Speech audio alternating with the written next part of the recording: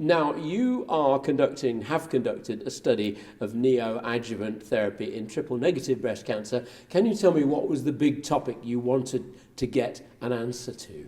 The GeparSixto study actually was not only in triple-negative breast cancer, it was also in HER2-positive breast cancer.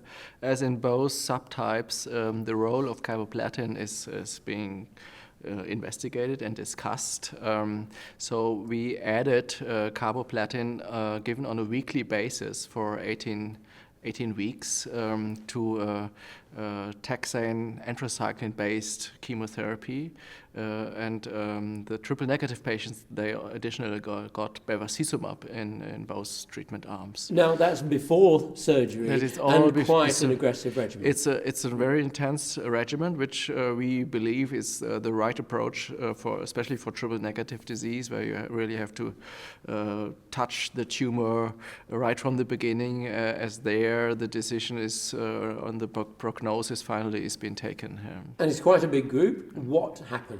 So what we already published in the past is that carboplatin increased dramatically the pathologic complete response but only in the triple-negative patients, not in the HER2-positive patients. And now we presented 3 years survival data on these patients and could see that also disease-free survival was significantly improved when carboplatin was added in, but again only in the triple-negative patients. How big was the disease-free survival improvement when you add in the carboplatin? So the hazard ratio was 0.56, which is quite high, and that is the reason why the trial that is small, it was a randomized phase 2 with 315 triple-negative cancers, why these results are significant because of this high hazard ratio. Do you think this is practice changing then?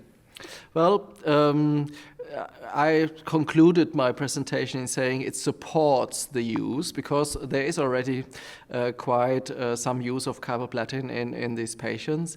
It's mainly used in patients with BRCA mutation, but what we also presented is that the carboplatin effect in our trial at least was more in the BRCA non-mutant patients, whereas we believe that there's maybe a ceiling effect in the mutant patient. They already got doxorubicin as another DNA damaging agent, so that carboplatin did not add there anymore, whereas in the non-mutant, their carboplatin helped. Right, can you run me through then what you think doctors would be doing if these results are all proven and taken note of? The way how we are thinking about our data is that if I have a patient with triple-negative disease with certain risk factors, additional risk factors, younger age, higher tumor volume, very high Ki-67 proliferation, then I would discuss with her the use of carboplatin because we have this data now. On the other hand, we know that it's inducing additional toxicity, so the risk and benefit have to be weighed. And as it's only a phase 2 and it's only a subgroup and it's only the secondary endpoint of the trial, we have to be cautious and therefore this has to be discussed with the patient. But it's an additional option for a high-risk triple-negative breast cancer. What's the optimum duration then of the neoadjuvant therapy? That's a good question. So the other trial that was presented here at the meeting, the CLGB4603, they also added carboplatin, but only together with 12 cycles of paclitaxel, and then the AC part was without carboplatin. And they showed quite comparable improvement in PCR rates, but they couldn't see the disease-free survival effect, actually. And we are now struggling a bit.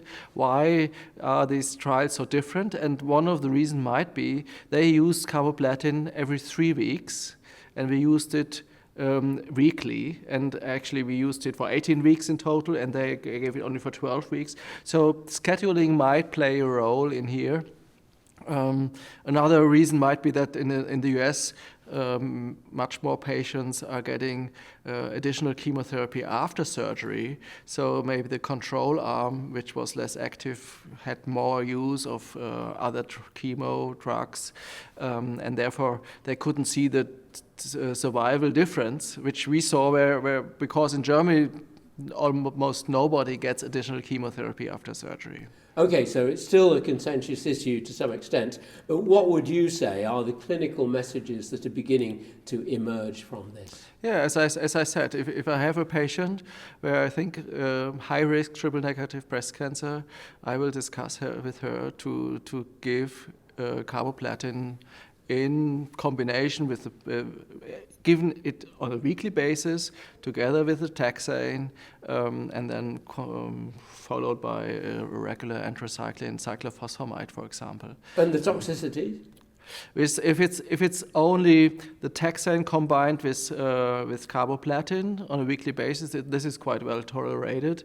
The GeparSixto regimen I would not use currently outside of a clinical trial because it's special, it's specific. The BEV is not available, so I would try to merge the findings of the two, of the American and our trial, and make a mixture out of it with regard to the regimen. But to sum up, it looks as if neoadjuvant therapy can improve, and there's some quite big step forward could be made. Yes, I believe so. We were very much surprised to see this very strong effect in survival, and it's very much comparable actually to trastuzumab at its early days when the NOAA study was presented, which also had a quite comparable improvement in PCR rate. It also had a quite similar improved disease-free survival like GeparSixto,